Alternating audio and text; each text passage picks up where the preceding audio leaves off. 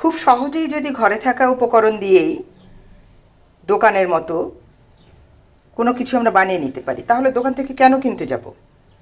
আর দোকানের তৈরি খাবার সত্যিই যে ফ্রেশ হবে তার কোনো ঠিক ঠিকানা নেই। তাই রিস্ক না নিয়ে চলো ঘরোয়া পদ্ধতিতে ঝটপট করে সস বানিয়ে ফেলি। By the way, welcome back to my channel Lipi's daily infotainment.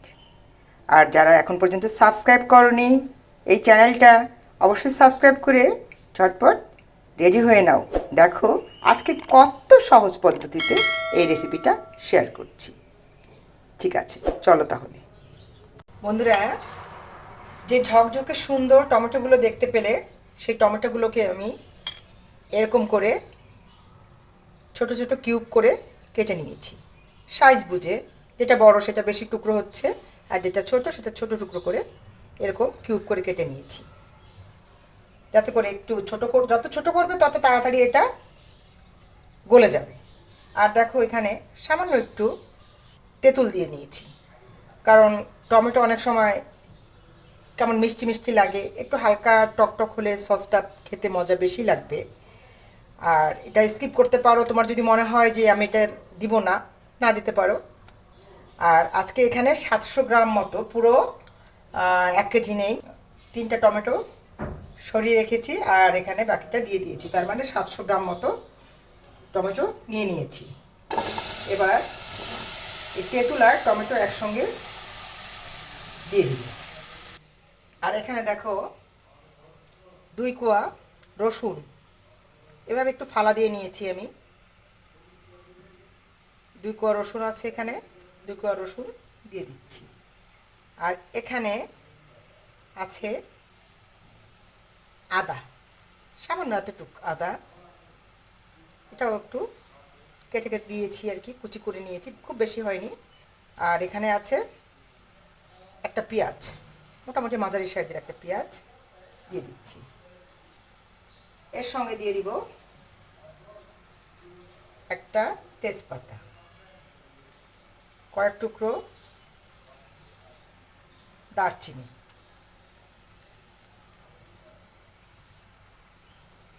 3টা এলাচ, পরিমাণ খুব বেশি না, অত বেশি না দিলেও চলবে।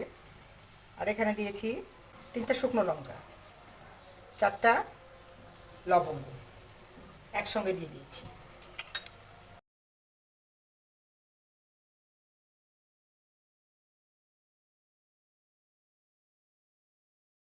এবার ঢেকে দেব, গলে যাওয়া পর্যন্ত ওয়েট করব। দেখো আমি কিন্তু এই ছিদ্রিটাও বন্ধ করে দিয়েছিলাম, যাতে করে খুব ভালো করে টমেটোগুলো সিদ্ধ হয়ে যায়। আর আমি লবণ দিইনি, একটু লবণ দিয়ে দিচ্ছি, লবণটা দিলে আর একটু তাড়াতাড়ি বয়েল হয়ে যাবে। মাঝখানে 2-1 বার ঢাকনা খুলে আমি নেড়ে দিয়েছিলাম, অনেক সময় লেগে গেলে পুড়ে যাওয়ার ভয় থাকবে, তাই একটু মাঝে মাঝে নেড়ে দিতে হবে। অনেকটা দেখো গলে গেছে, আর 2 মিনিট রাখলে অনেকটা গলে যাবে।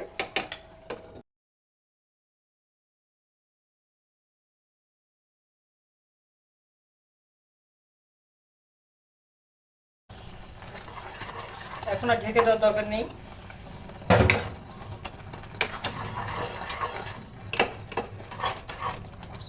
সাবধানে কাজ করবে, ছিটাচ্ছে যেভাবে, হাতে পায়ে লাগলে একদম ফস্কা পড়ে যাবে। লাল ফুড কালার দিলে দিতে পারো, একদম দোকানের মতো ওই কালার আনতে চাইলে। ঘরোয়া সসে খুব একটা ওরকম কালার আসার কথা না, যেহেতু বাইরের যে সসটাকে আমরা খাই ওতে কিছুটা রং দেওয়া থাকে, আর কী দিয়ে বানায় ওরাই জানে। আমি এই যে একটু জাফরান রং দিয়ে দিচ্ছি, রংটা একটু ডিপ করার জন্য। আমার কাছে জাফরান ফুড কালার ছিল, সেটা দিয়ে দিচ্ছি, যেটা আমি জর্দাতে ইউজ করি। এটা না দিলে না দিতে পারো, স্কিপ করতে পারো, সমস্যা নেই, দিতেই হবে কোনো মানে নেই, ঘরে যা আছে তাই দিয়েই বানাবে।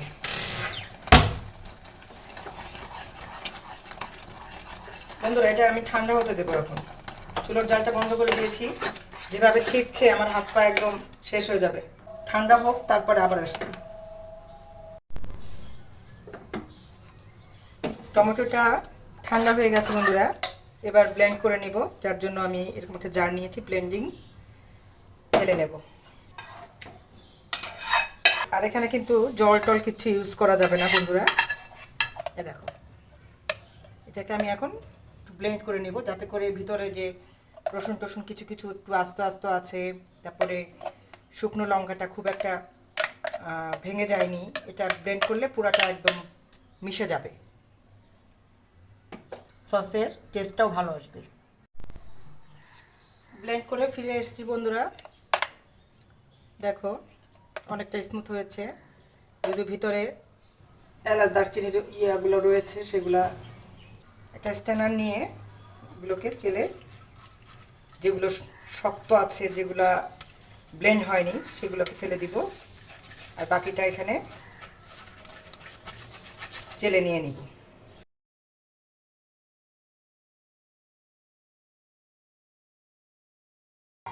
পুরো পিউরিটা বের করে নিয়েছি, দেখো একদম স্মুথ একটা পিউরি হয়েছে, অনেকটাই ঘন।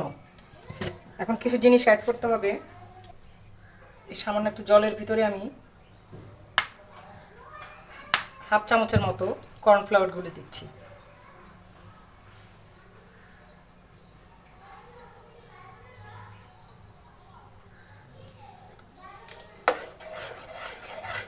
এটা দিলে অনেকটা ঘন আসবে আর খেতেও ভালো লাগবে। চিনি দিয়ে দিব 2 চামচ, কারণ আমার পরিমাণটা খুব একটা বেশি না। টক মিষ্টি ঝাল এমন একটা সস তৈরি হবে আজকে। আর যে জিনিসটা দিতে হবে, যার কারণে তুমি এটা 1 বছর সংরক্ষণ করতে পারবে, সেটাও এখন দিয়ে দিব। ভিনেগার বা সিরকা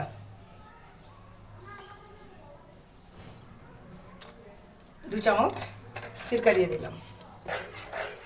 সময় নিয়ে জাল দিব, 4-5 মিনিট হয়তো জাল দিতে হবে।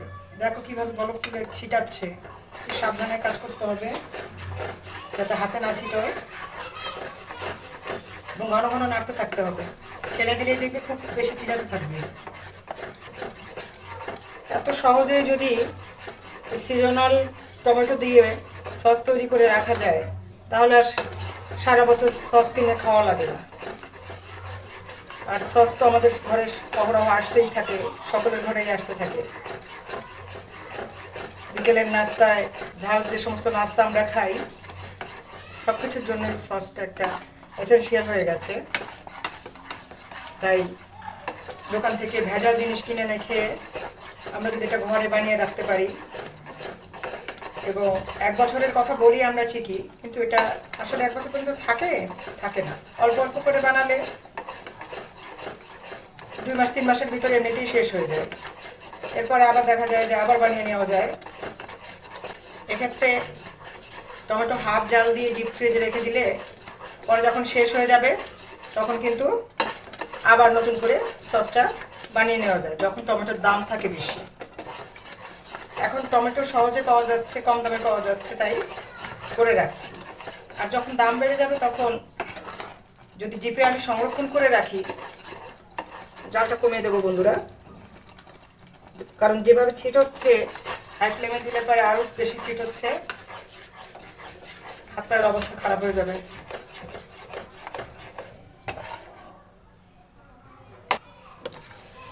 ঝাল বেশি হয়েছে বন্ধুরা, আমি আর সামান্য একটু চিনি দিয়ে দিচ্ছি। কারণ আদার ঝাল, লবঙ্গের ঝাল, আবার 3টা শুকনো লঙ্কা, সেটারও ঝাল।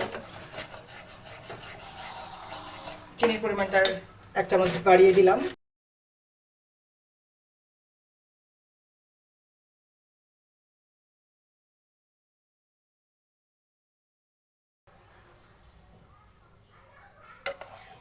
দেখো, এখন আমি জালটা বন্ধ করে দিচ্ছি। যেহেতু আমি লো ফ্লেমে রেখেছিলাম, এই কারণে কিন্তু বেশি লেগেছে সময়, 5-7 মিনিট লেগেছে। আর এখন এটাকে ঠান্ডা করতে দেবো।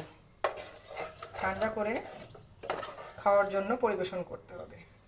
আজকের রেসিপি কেমন লাগলো বন্ধুরা? আর যদি ভালো লাগে অবশ্যই লাইক কমেন্ট শেয়ার করবে। যারা নতুন আছো তারা অবশ্যই সাবস্ক্রাইব করবে, বেল বাটন প্রেস করে রাখবে যাতে করে পরবর্তী ভিডিও তোমাদের কাছে ঠিক সময় মতো পৌঁছে যায়। বুঝতেই পারছো আমার সস বানানো শেষ। এটাকে এখন ঠান্ডা করে একটা শুকনো বোতলে ভরে নিতে হবে। সে বোতলে কোনো জল থাকা যাবে না।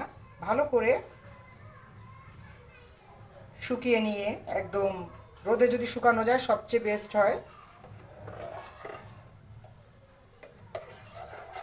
এমন ধরনের একটা পাত্রে সংরক্ষণ করবে। আর যদিও বলি 1 বছর থাকবে, তারপরেও বলবো যে ফ্রিজে রেখেই খাওয়ার চেষ্টা করবে। বাইরে থেকে কিনে এনেও আমরা ফ্রিজে রেখেই খাই, যেহেতু রিস্ক নিতে চাই না। এবার ঢেলে নেব বন্ধুরা। দেখো কিছুটা ঠান্ডা হয়েছে, একদম পুরো ঠান্ডা হয়নি। কনসিস্টেন্সিটাই এরকম হবে। আমি নামিয়ে নিচ্ছি, একটা বাটিতে আপাতত নামাচ্ছি। এরপরে একদম পুরো ঠান্ডা হলে কোনো বোতলে ভরে নেব। এত চমৎকার একটা সস তৈরি করে ফেললাম বন্ধুরা। লাইক কমেন্ট শেয়ার কিন্তু অবশ্যই করো। গ্রামে গঞ্জে যে কোনো জায়গায় দেখবে একটা সিজনে প্রচুর টমেটো পাওয়া যায়, কিন্তু আমাদের অনেক মা বোনেরা জানে না যে কী করে এই সসটা তৈরি করা যায়।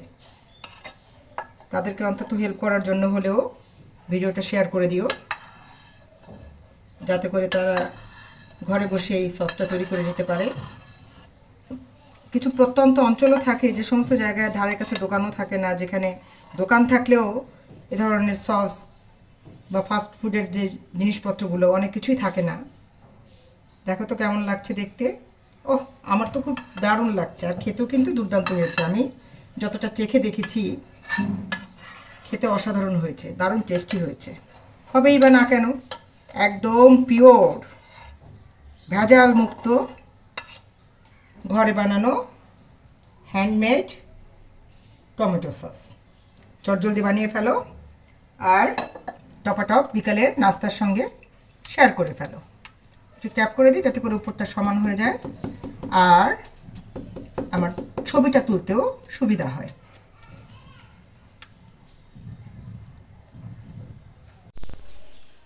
এই ধরনের একটা বোতলে আমি সসটাকে ভরে নিয়েছি। নোটে গাছটি মুড়ালো, সসের গল্প ফুরালো।